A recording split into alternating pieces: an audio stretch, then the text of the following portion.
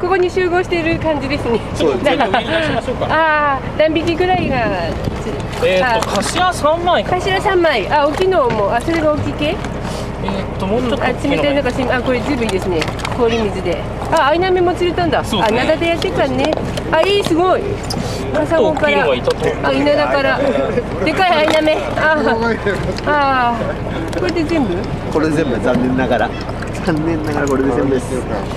あれ2キロぐらいのが一番いい。遠藤さんのが一番でかかったんじゃない。そうですね。全部だったんだ。今日はライトでみんなライトで40号の。はい。あ、集合してる感じですね。はい、ありがとうございます。すみません、冷たいのにすごい冷たいでしょ。いやいや大丈夫。すごい凍る感じ。ああ、とりあえずラスト1時間？ラスト1時間。ラスト1時間で何枚釣ったんですか6枚。やったじゃないですか。やっぱり諦めないという、最後まで最後まですごいよ。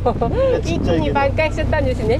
6枚で6枚だってラスト1時間で。ラスト1時間での最大パワーですね。もうラストすごかったね。もうその時は慌ただしく。いや、そっかそっか。なんか最後の頃ってよく食いが良くなるってよく。そうねえ、最後の頃よく最後に釣ったっていう人よく、あ、マゴチじゃん。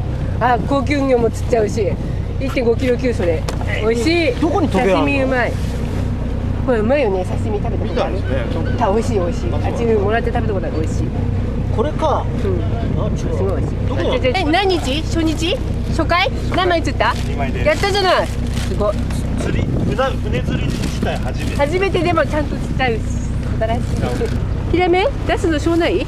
何匹釣った？ああ、ほぼ？何？じゃあでも5枚すごいじゃん。5枚も。海、すみません、ご協力。おまけ。おまけ。2、4、5。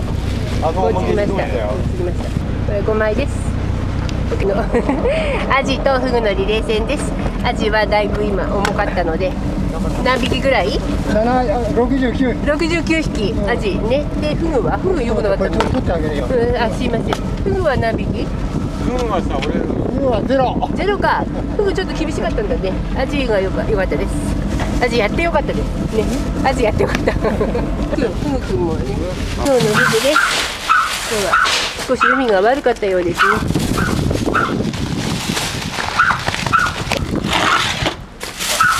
何ばこっちからなの？これ？これ？